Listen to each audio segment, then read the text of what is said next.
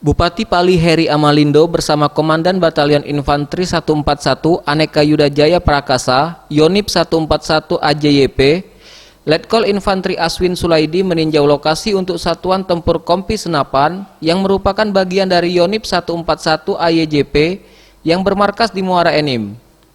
Lokasi ini berada di Desa Sukadamai, Kecamatan Talang Ubi, Kabupaten Pali. Letkol Infanteri Aswin Suladi menilai lokasi lahan tersebut sudah sangat mendukung dan untuk fasilitas pendukung lainnya juga saat ini sudah terbilang lengkap, mulai dari akses jalan dan sudah tersedianya arus listrik.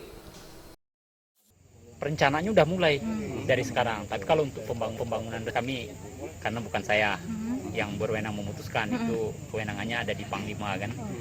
Tapi kalau untuk perintah untuk mencari lahan dan melihat situasi kondisi geografisnya, sudah tahun ini memang udah dimulai.